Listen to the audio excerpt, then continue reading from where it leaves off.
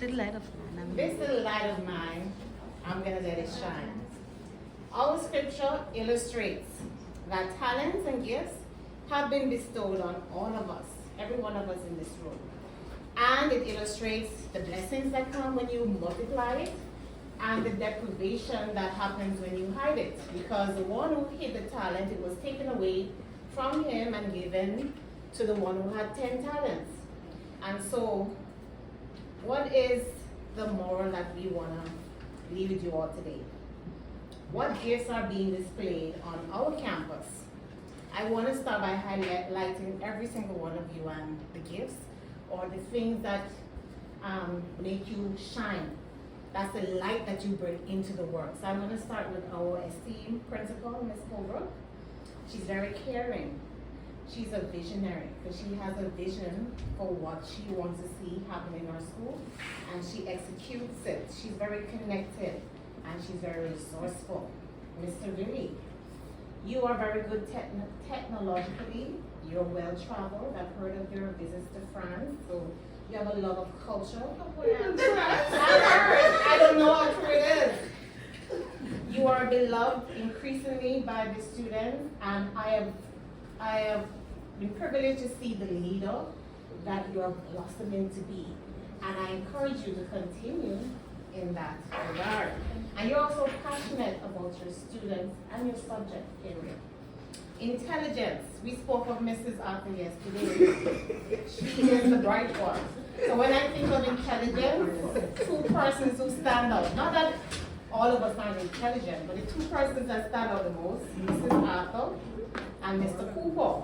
But let me elaborate on Mrs. Arthur. She's also a woman of God. She's a disciplined lady. She's no nonsense. Mr. Cooper, as we know, he's well loved by the students. He's respected by people in the communities. He's a wordsmith. I admire that about him. And he's very educated. When I think of Miss Fraser Store, I think of her style, but I love most of all her ambition. This is a lady who sits down and plans her life, and she knows what she wants and she goes after it. And I admire her, and I admire the mother she is and the wife that she is. When I think about beauty and charisma, Miss Sandal comes to mind. She's one of those persons who I want to see what she has on today. And I like beauty, so I love that. And not only that, she's so welcoming. She makes you want to come to work. When I think about friendly and personable, that's Miss Teresa Williams. And she's also a woman of God. If you look at her Bible, that Bible is marked from Genesis to Revelation. So that lady knows her Bible. And I love the relationships that I have formed with her over the years. When I think about Miss Paulette, she's very giving. She's very concerned about our kids. And Miss Savili, I implore you to utilize Miss Teresa and Miss Paulette, because when I was in your position, they were my eyes and ears, and the children respect them. And they have a concern for the kids, and when they speak to the kids, they listen. So that is the contribution of Miss Paulette and Miss Teresa. That is your light, that is your gift. Miss Jenny, where is she? She's so peaceful. She just exudes peace. And she's diligent about her work. When she cleans, it is well cleaned. Charette, in her absence, she puts a smile on my face. And I look forward to going on our status to know what's going on. The Prime Minister is coming, and the appointments are such, and the freight. So she and Miss Fraser Store, they have a satellite up in their backyard. And when you want to be informed about Salvador, and by extension Miss Fraser Store world events, she's very informed. I can go to them. If I don't know what's happening, I have to call Miss Fraser Store. Maisha, I did not leave you out. No, I didn't leave out Mr. Brown either. Wise counsel and humor, discipline, I look for Mr. Brown. That is another man of God. And he has done so much for me. And as a parent, I go through my challenges, and both of us have one son, and he's that person who pilots me. Oh, don't do that. Don't have him in the corner. I want to carry him in the corner No, let him be around other kids. Let him do this. Let him, So I thank you so much, Mr. Brown. Creative, kind, a great husband and father. That's Mr. Rashawn Smith. And let me highlight the kindness because he's kind in spirit, kind in giving, and with his time. Even though he has his family, this man is a giver. That's why I had to stick to my paper because I nearly leave out people. Miss Hall, she doesn't like to be highlighted, so let me leave it minimal. But she's very creative in her dishes. She's very kind and giving, even to the sacrifice of herself. That's how giving she is. And I will elaborate on it in private, but she doesn't like to be highlighted. Miss Sands, my former student, very ambitious, determined, an excellent teacher. She's so self-assured for her young age, and I admire her. And both she and Miss Fraser Store are going to do their masters, and I love to see people excel. And I applaud them just for wanting to do more. Because studying is not easy, and working, which I told Miss Sands in my experience when I studied and had to have positions here and be here. It was a lot. Mr. Louis Mon, stylish, no nonsense, a thirst for culture himself because he's recently visited Cuba. And he and Mr. Billy are like in that regard. That's how I know. That's what I know. Miss Henderson, very personable, warm. Math is in her blood, and the children love her. Those kids, all they talk about is you feel as if you not mean anything. Miss Henderson, Maisha, organized, ambitious, informed, and shows a willingness to learn. I love that about you, Maisha. Miss Morley in her absence, very personable, creative, and caring. And I don't want to leave myself out. I'm very stylish. I'm intuitive, and I'm confidential. The children could tell me things, and if they say, don't tell me what I carry to the grave, I might want to whisper to Jason Blah, I say no. So I say all of this. Also extremely hilarious. Yeah. Thank you. So, what I want to highlight when I look at all your talents is what are we doing with this light, with this gift that we have within us? Are we like those who received the 5 talents and the 2 and multiplied it?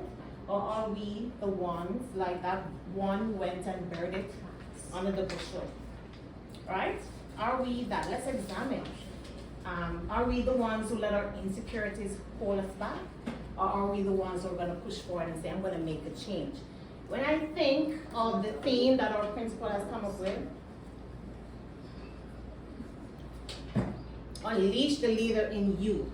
It is asking you to unearth this little light that is yours so that this world can be better, so that San Salvador can be better, so that our students can be the best students that they can be.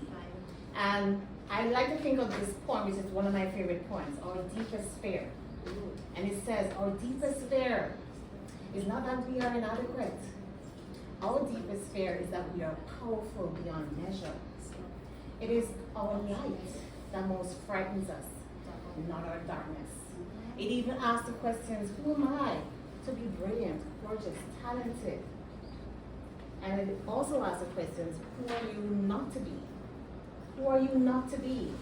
So I encourage you and I challenge you today, as the poem says and as the scripture illustrates, that we must, let me not forget my point, my prayers, unearth these gifts and talents that you have. And I also want to challenge you to find out what is your why. Because in trying to execute what these talents are and to spread it to the world, to people, we are going to find that we have challenges. We're going to have stumbling blocks. The world is going to kick us down. There are times when I don't want to get up out of bed because I'm depressed about this and that. So I have to know what my why is. So if you allow me to be vulnerable and personal for a bit, I will just tell you what my 3 whys are so that you can search for your whys and use that to help you to channel your talent, to propel that talent that you have to make this world better. So what are my 3 whys? Well, I believe that I'm favored by Jehovah. All of us are, but I just feel as if my life has been blessed in many ways. So I think one of my whys is that I don't want to let Jehovah down. I want to do what he asks of me to do. So even when I'm angry at someone, I feel that they have done me wrong, and I am very vindictive sometimes. I have to say to myself, listen, there's a bigger picture here. Let me forgive and forget. And I think that's what Jehovah wants of me. And so because I know he favors me, that's a why that I think about, that I have to look beyond myself and my feelings and press on. Another why, which is the most personal of all, is that 16 years ago, I met and married the love of my life. And when I feel like I don't want to do anything in this world, it is that unconditional love, that the fact that I'm deeply loved and I love deeply is what makes me want to get up and face the world. So that's my number 2 why. And anybody comes to my family, that why wakes me up. Because I could be peaceful and nice, but that had me, charged up. And my other why is that I personally love to see other people succeed. Sometimes we don't like to see when someone else does well. We feel as if, oh, why didn't happen to me, and why her, and blah, blah, blah. But for me, even though sometimes I feel in my seat, and especially if it's something I really want, I really love to see my students succeed, and I really love to see when others around me are doing well, when they look good, when they're flourishing. I love to see Miss Sandal step in this place. I love to see Rhonda going after her dreams. I love to see Miss Henderson, and I want to contribute to that. So those are my 3 whys. And because I have those whys, they propel me. When I feel like the world is against me and I feel like I don't want to go on, they tell me, Nikki, you can do it. Let's do it. And so I challenge you today to look at I don't know everybody that personally, but I'm just using what I see. But you know your talents. You know what you can give to this world. I'm asking you to not bury it. I'm asking if it was under a bushel, get it. Dig it and get it out, and let us use it to make this year the best year ever, and let's make San Salvador, put San Salvador on the map.